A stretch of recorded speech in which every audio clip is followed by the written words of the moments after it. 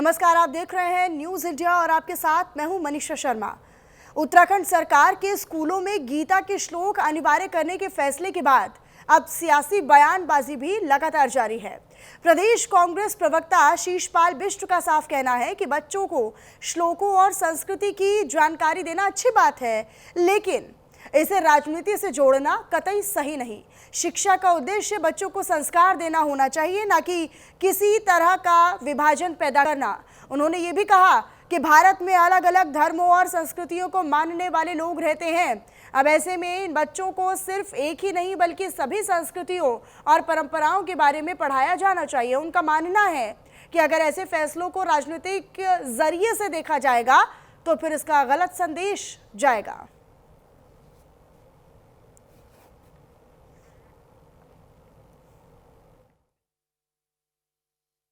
देखिए, गीता के श्लोक पढ़ाना अगर स्कूलों में अनिवार्य कर दिया है तो इसमें कोई बुराई नहीं है। वैसे भी जब हम बचपन में पढ़ते थे तो एक पुस्तिका होती थी कक्षा 5 तक हमारे पास जो है सुभाषितानी, उसमें जो है वेदों से उपनिषदों से तमाम जो है श्लोक होते थे और उसका ज्ञान बच्चों को कराया जाता था। लेकिन इसके पीछे कोई राजनीतिक भावना नहीं होनी चाहिए, ध्रुवीकरण की राजनीति उद्देश्य नहीं होना चाहिए, क्योंकि भारत बहुत विशाल देश है। यहाँ पर विभिन्न धर्मों को, मान्यताओं को मानने वाले लोग रहते हैं और बहुलतावादी संस्कृति है। मैं तो कहता हूँ कि सभी संस्कृतियों का ज्ञान बच्चों को होना चाहिए। चलिए खबरों में आगे रुक कर लेते हैं। अब आपको बताएं, जहां विंटर कार्निवाल के तहत नैनीताल में बर्ड वॉचिंग और ट्रैकिंग का आयोजन किया गया, जहां पर पर्यटन गतिविधियों को प्रोत्साहित करने और शीतकालीन पर्यटन को नई ऊंचाइयों तक पहुंचाने के उद्देश्य से मुख्यमंत्री पुष्कर सिंह धामी के निर्देशों पर नैनीताल में विंटर कार्निवाल के अंतर्गत कई कार्यक्रमों की शुरुआत जो है वो हो चुकी है। अब नैनीताल से चीना पीक तक ट्रैकिंग और बर्ड वॉचिंग आयोजित किया गया और इसी दरमियान पूरे जिले भर में उत्साह का माहौल दिखाई दिया, जहां स्थानीय नागरिकों के साथ साथ बड़ी संख्या में देश विदेश से आए पर्यटकों ने इस रोमांचक गतिविधि में हिस्सा लिया। प्रतिभागियों ने घने देवदार और बांज के जंगलों में के बीच ट्रैकिंग करते हुए हिमालय प्राकृतिक सौंदर्य का भरपूर आनंद उठाया और मार्ग के दौरान कई प्रजातियों के पक्षियों को नज़दीक से भी देखने का अवसर लोगों को मिला, पर्यटकों को मिला, जिससे बर्ड वॉचिंग के शौकीनों में खासा उत्साह भी दिखाई दिया।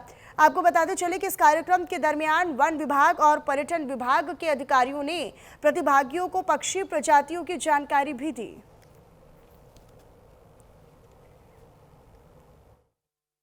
एक बर्ड वॉचिंग का उनको सेंसिटाइजेशन भी किया जाएगा, बर्ड वॉचिंग की हल्का उनको अवगत कराया जाएगा और साथ ही साथ क्लीनिनेस ड्राइव भी है जो चीना पीक में हमारे वहाँ पे कूड़ा करकट फेंका जाता है, तो एक अवेयरनेस ड्राइव और क्लीनिनेस ड्राइव दोनों का आयोजन है। और उत्सुकता है, बहुत उत्सुकता है सोशल मीडिया और अन्य प्लेटफॉर्म और इवन जो हमारे नगर की जो नागरिक हैं उनसे जब मतलब ये वार्तालाप में पता चल रहा है कि बहुत उत्सुकता है विंटर कार्निवल के उसमें। सब मुख्य आयोजन जब होने हैं उसमें कौन बड़े नाम अब फाइनल हो गए हैं? मुख्य आयोजन में आपके मतलब जो हमारे पवनदीप राजन हैं और आपके पांडवास बैंड है, इवन बी पराग करके हैं, परमेश्वर माँ, तो ये काफ़ी एक मोस्ट जो पॉपुलर नेम्स हैं वो हैं और बाकी और भी बहुत सारे लोग गायक और हमारे कुमाऊनी गायक हैं।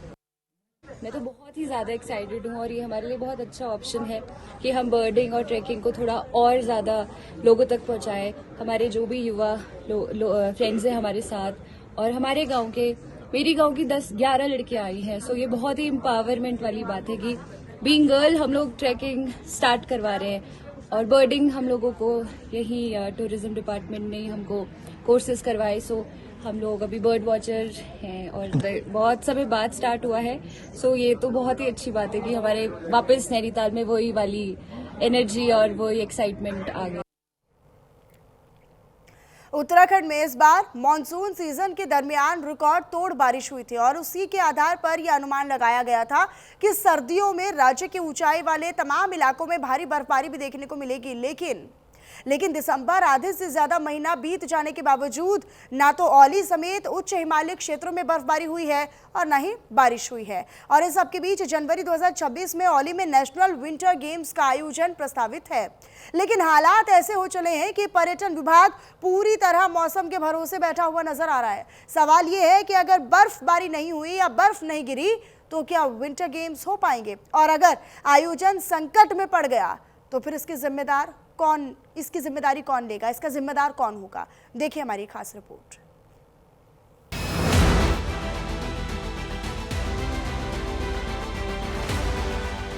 पूरे देश में अंतर्राष्ट्रीय मानकों पर खरा उतरने वाला एकमात्र आउटडोर स्कीइंग स्लोप औली है। इसी वजह से उत्तराखंड को नेशनल विंटर गेम्स की मेजबानी मिली है। उत्तराखंड विंटर गेम्स एसोसिएशन अब तक औली में 35 नेशनल विंटर गेम्स और साल 2011 में साउथ एशियन विंटर गेम्स का सफल आयोजन कर चुका है। औली आइस स्लोप को साल 2010 में FIS से मान्यता मिली थी, जो साल 2029 तक वैध है। देश में आउटडोर स्कीइंग के लिए सिर्फ 3 ही स्थान हैं। उत्तराखंड का औली, हिमाचल का मनाली और जम्मू कश्मीर का गुलमर्ग। इनमें औली को सबसे बेहतर माना जाता है। उत्तराखंड विंटर गेम्स एसोसिएशन के सचिव अजय भट्ट का कहना है कि ये राज्य के लिए गर्व की बात है। एक बार फिर औली को नेशनल विंटर गेम्स की मेजबानी मिली है। उन्होंने कहा कि इस आयोजन में देश भर से करीब 300 खिलाड़ी हिस्सा लेते हैं, जिनमें भारतीय सेना, BSF, CRPF और ITBP के खिलाड़ी भी शामिल होते हैं। उन्होंने कहा कि विंटर गेम्स जैसे बड़े राष्ट्रीय आयोजन के लिए महीनों पहले से तैयारियां शुरू करनी होती है, जिसमें पर्यटन विभाग और औली में मौजूद गढ़वाल मंडल विकास निगम की अहम भूमिका होती है। लेकिन इस बार ना तो पर्यटन विभाग और ना ही GMVN की ओर से कोई ठोस तैयारी या गंभीरता दिखाई दे रही है। आयोजन को लेकर समय रहते सूचना देने के बाद भी विभाग की ओर से अब तक कोई ठोस प्रतिक्रिया सामने नहीं आई।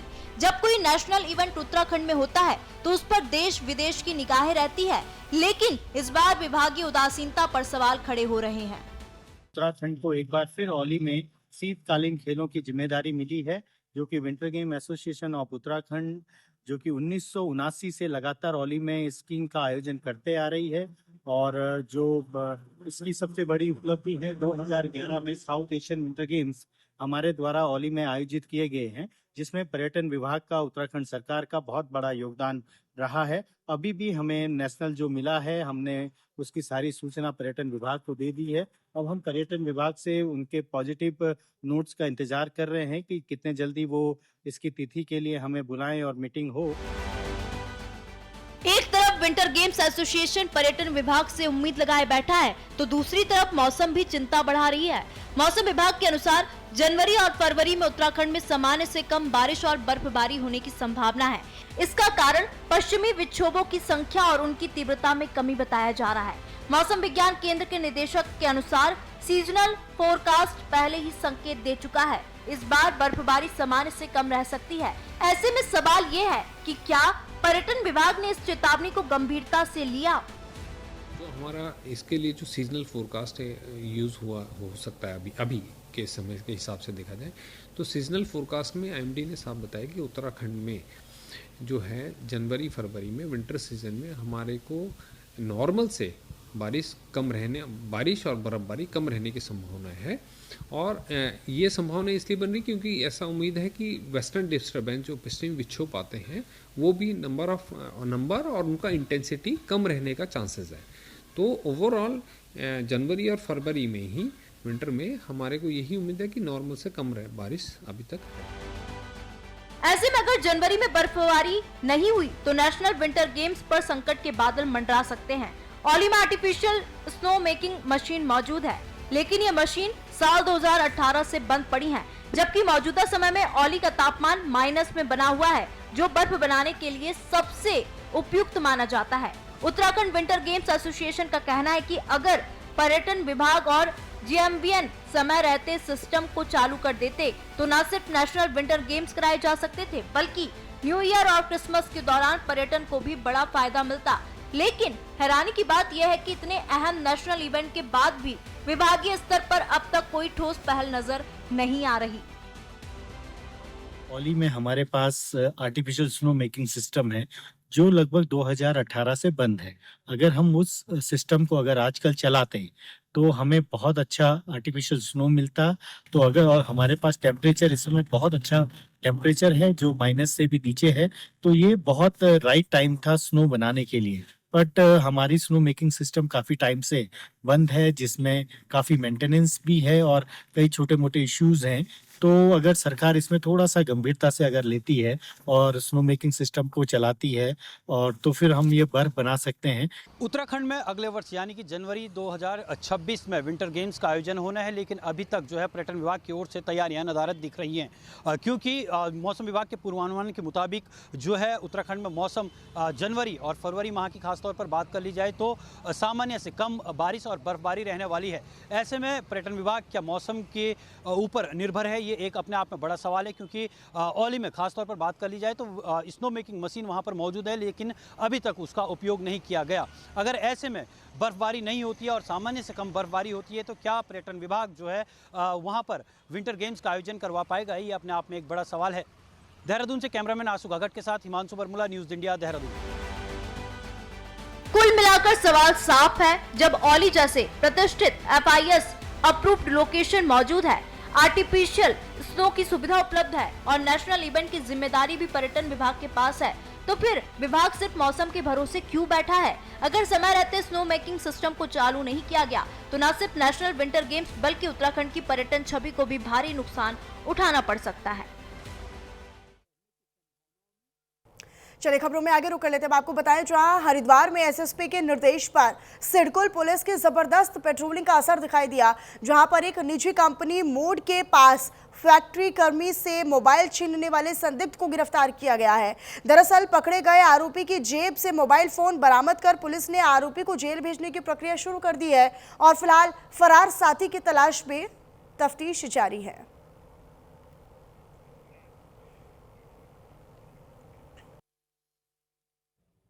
हरिद्वार के रानीपुर कोतवाली क्षेत्र से मानवता को शर्मसार कर देने वाला एक मामला सामने आया है, जहां पर महिला से मारपीट के वायरल वीडियो को लेकर हरिद्वार पुलिस ने कार्रवाई की है। आपको ये बताते चले कि सोशल मीडिया पर महिला को खंबे से बांधकर पीटने का वीडियो वायरल हो रहा था और वायरल हो रहे वीडियो के आधार पर पुलिस ने कार्रवाई करते हुए 5 आरोपियों को गिरफ्तार किया है। गिरफ्तार किए गए आरोपियों में से एक महिला भी शामिल है। आपको बताएं कि पुलिस ने सभी से पूछताछ शुरू कर दी है और SSP प्रमींद्र सिंह डोभाल के द्वारा आरोपियों पर सख्त कार्रवाई के निर्देश दिए गए हैं। दरअसल पुलिस टीम अब आरोपियों से पूछताछ कर मामले की पूरी सच्चाई खंगालने में जुटी है।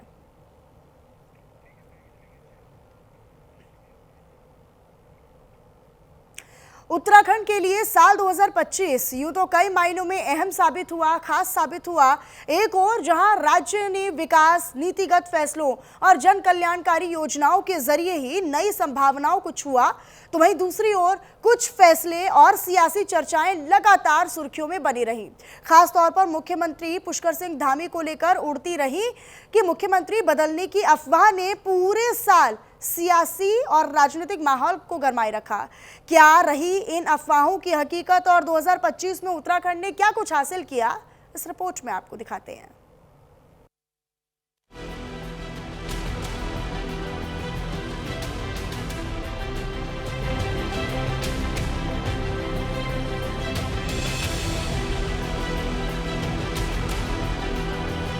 मुख्यमंत्री पुष्कर सिंह धामी के नेतृत्व में राज्य सरकार को 4 साल से ज्यादा का समय हो चुका है।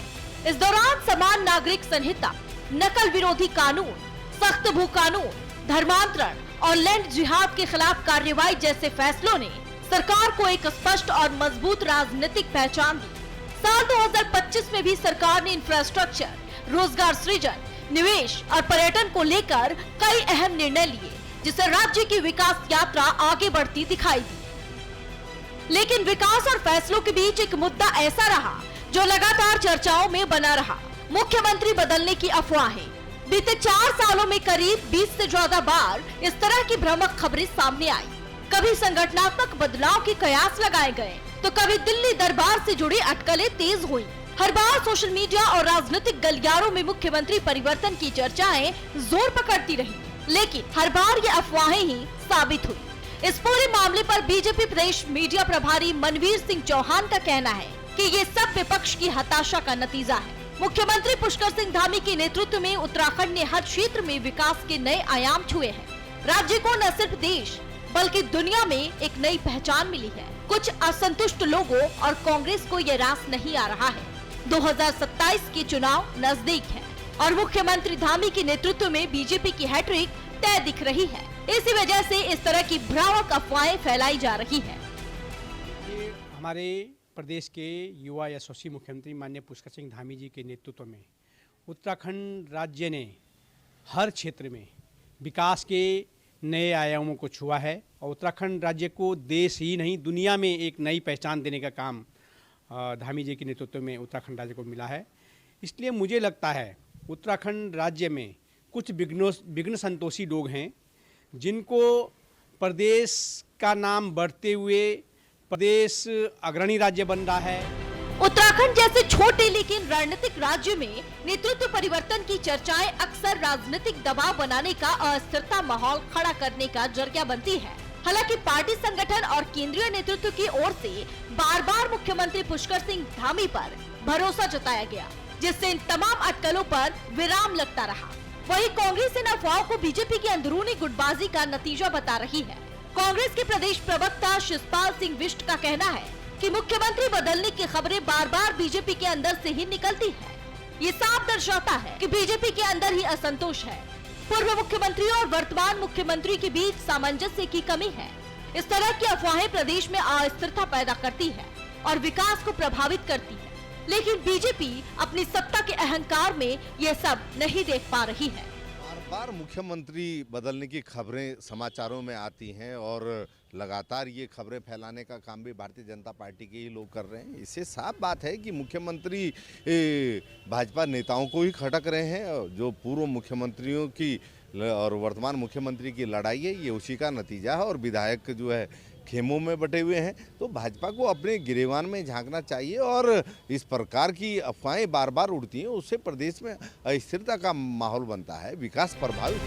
2025 उत्तराखंड के लिए रहा अहम साल। विकास योजनाओं से बदली तस्वीर, नीतिगत फैसलों ने दी नई दिशा, जन कल्याण पर सरकार का फोकस। सीएम धामी को लेकर अफवाहों का दौर, पूरे साल सियासी चर्चाओं में सरकार। साल 2025 में जब जब सरकार ने कोई बड़ा फैसला लिया या चुनावी रणनीतियों पर चर्चा तेज हुई, तब तब मुख्यमंत्री बनने की अफवाहों ने फिर सिर उठाया। लेकिन जमीनी हकीकत यही रही कि सरकार ने पूरे साल स्थिरता के साथ काम किया और योजनाओं के क्रियान्वयन पर फोकस बनाए रखा। कुल मिलाकर 2025 उत्तराखंड के लिए विकास, फैसलों और राजनीतिक चर्चाओं का मिला जुला साल रहा। जहां सरकार ने कई अहम कदम उठाए, तो वहीं मुख्यमंत्री बदलने की अफवाहें एक बार फिर बेबुनियादी साबित हुई। अब देखना होगा कि आने वाले समय में उत्तराखंड की राजनीति इन अफवाहों से आगे बढ़कर मुख्यमंत्री पुष्कर सिंह धामी के नेतृत्व में विकास के एजेंडे पर कितनी मजबूती से टिक पाती है।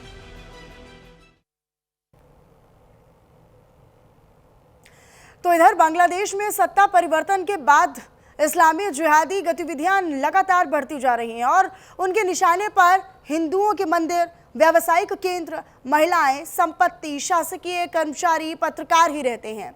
दरअसल हिंदू प्रताड़ना की विभत्स घटनाएं हर हफ्ते होती रहती हैं। बीते कुछ दिन पहले बांग्लादेश के मेमनसिंह जिले के भालुका में हुई घटना ने पूरी मानवता को शर्मसार कर दिया, जिसमें एक हिंदूवादी युवक की बांग्लादेश में निर्मम तरीके से हत्या कर दी गई, जिसके विरोध में चंपावत में हिंदूवादी संगठन ने इस्लामिक समाज का पुतला दहन करते हुए विरोध और अपनी नाराजगी जताई। आपको ये बताएं कि विश्व हिंदू परिषद के जिला अध्यक्ष मोहित पांडे के नेतृत्व में सभी कार्यकर्ताओं ने हिंदू युवक की निर्मम हत्या का विरोध जताया और विरोध करते हुए इस्लामिक समाज का पुतला दहन किया।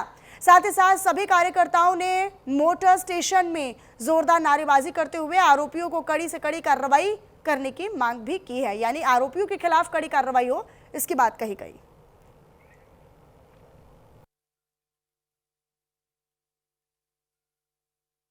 बांग्लादेश में एक इस्लाम आतंकवाद के तहत एक हिंदू भाई की घसीट करके जिंदा जला करके निर्मम हत्या कर दी गई है, जिसके विरोध में पूरा देश, पूरे हिंदुवासी उस पीड़ित मृतक के साथ है और इसी के सापेक्ष में विश्व हिंदू परिषद ने पूरे भारत में बांग्लादेश के उस इस्लामिक आतंकवाद का पुतला दहन करने का एक वायदा किया है, जिसके तहत आज चंपावत जिले में इस्लामिक आतंकवाद का पुतला दहन यहाँ पे किया जा रहा है। इसके पुतला दहन के माध्यम से हमारा सभी से ये आह्वान रहेगा कि जहाँ जहाँ पर भी इस्लामिक आतंकवाद अपनी थोड़ी सी भी जगह बनाने की कोशिश करेगा, विश्व हिंदू परिषद और हमारे तमाम युवा हिंदू इनको सस्पष्ट नाश करने का काम करेगी।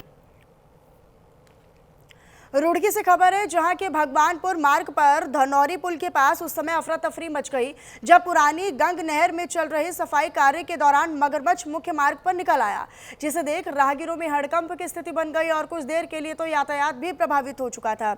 जानकारी मिलते ही मौके पर पहुंची वन विभाग और पुलिस की टीम ने क्षेत्र को घेर कर लोगों से दूरी बनाए रखने की अपील की और इसी के बाद वन विभाग ने मगरमच्छ को सुरक्षित पकड़ने के लिए रेस्क्यू ऑपरेशन चलाया। साथ ही साथ प्रशासन ने लोगों से सतर्क और सावधान रहने की अपील की है।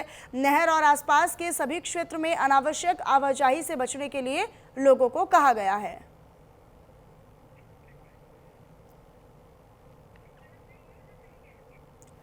तो वहीं हल्द्वानी में हुई एक घटना ने पूरे कारोबार जगत को, व्यावसायिक जगत को हिलाकर रख दिया है, जहां शहर के बीचों बीच बनी ज्वेलर्स को शातिर चोरों ने पूरी प्लानिंग के साथ निशाना बनाया। बताया ये गया है कि 1 करोड़ रुपए से ज्यादा के सोने चांदी के गहने गायब पाए गए।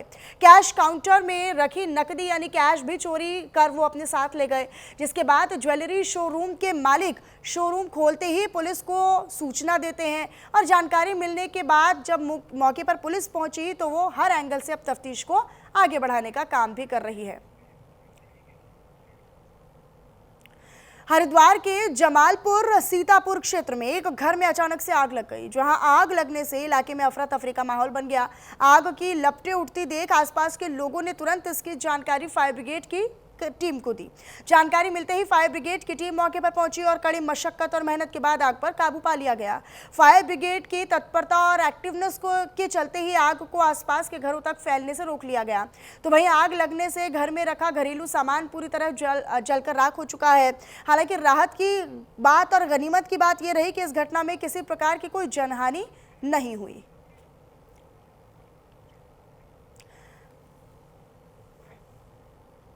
तो वहीं देहरादून के रिस्पना पुल पर उस समय अफरा तफरी मच गई जब चलती गाड़ी में अचानक से आग लग गई। कार में 4 युवक सवार थे, तो वहीं आग लगते ही युवकों ने सूझबूझ दिखाते हुए तुरंत कार से बाहर निकलकर अपनी जान बचाई। जानकारी मिलते ही मौके पर पहुंची पुलिस और फायर ब्रिगेड की टीम, जहां कड़ी मशक्कत के बाद जैसे तैसे आग पर काबू पा लिया गया। तो वहीं पुलिस अब पूरे मामले की तफ्तीश में जुटी हुई है।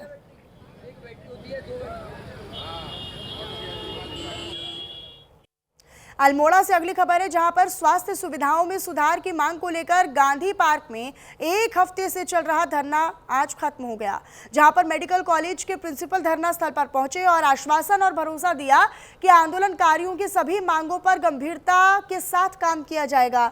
इसके साथ ही उन्होंने ये भी बताया कि मेडिकल कॉलेज में बाहर से दवा लिखने पर पूरी तरह रोक लगा दी गई है, जिसके बाद धरना खत्म कर दिया गया।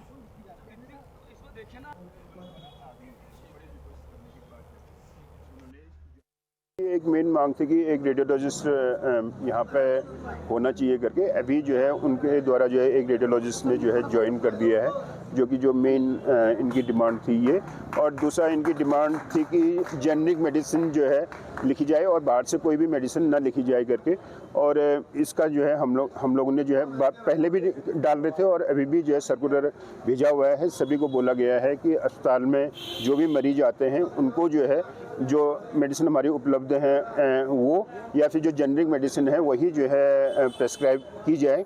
और इसके साथ साथ में हम लोग जो है यहाँ पे अस्पताल में जो भी ओपीडी में आते हैं उनको हम अस्पताल की दवाइयाँ मुहैया कराते हैं। साथ साथ में जैसे बीपीएल के हैं, आयुष्मान के हैं, वो सारे जो है सारी मेडिसिन जो है वहीं अंदर से ही जो है उनको दी जाती है। हम 7 दिन से यहाँ बैठे हुए थे। आज मेडिकल कॉलेज प्रशासन आया, हमको जो हमारे मांगे थी उनमें उन्होंने हमको आश्वासन दिया है। और एक जो मांग है वो जो कि डॉक्टर बाहर से दवाई लिखना प्रतिबंध कर देंगे, तो उन्होंने आदेश दे दिया कि आज के बाद बाहर से दवाई लिखना बंद हो जाएगी। और कोई भी उपकरण से, कोई पट्टी या कोई भी ऐसा कोई भी उपकरण अगर मंगाता है, मेरा आप लोगों से भी निवेदन है, अगर कोई भी ऐसा बाहर से लिखी हुई दवाइयाँ या या कोई पट्टी कुछ भी अगर बाहर से मिलती है तो आप हमें इन्फॉर्म करिए। एक हफ्ते से लगातार अपना उत्तराखंड प्रांचल के बैनर तले भी और भाई बलवीर सिंह भी हम एक हफ्ते से लगातार लगे थे। आज मेडिकल कॉलेज के जो प्राचार्य है वो आए और उनने हमारे को एक जो हमारी 8 सूत्री मांग थी उसमें से हमारे को 5 सूत्री मांगों में कुछ हमारा उन्होंने समाधान करने की बात कही है। कुछ जो है शासन स्तर के उनमें उसके लिए उन्होंने पत्राचार करके उसके लिए हमको समय मांगा है। और जो उन्होंने आज कहा कि बाजार से दवाई लिखना बिल्कुल पूरी तरीके से कल से वहाँ बंद हो जाएगा। उत्तराखंड क्रांति दल का जो सहयोग इस धरने को था उसमें आज मैं पूर्ण रूप से कहना चाहूँगा कि ये हमारे युवाओं की जीत है और उत्तराखंड के अंदर एक नई दिशा युवा आज देने को जा रहे हैं, जिसका परिणाम आज अल्मोड़ा मेडिकल कॉलेज के अंतर्गत जो हमें आज वहाँ के मेडिकल प्रशासन ने दिया है कि आज से अल्मोड़ा मेडिकल कॉलेज के अंदर बाहर से दवाइयाँ नहीं लिखी जाएंगी। ये सब युवाओं की जीत है और मैं चाहूँगा कि आने वाले समय में इसी प्रकार हमारे युवा हमारे साथ कंधा से कंधा मिलाकर चलेंगे।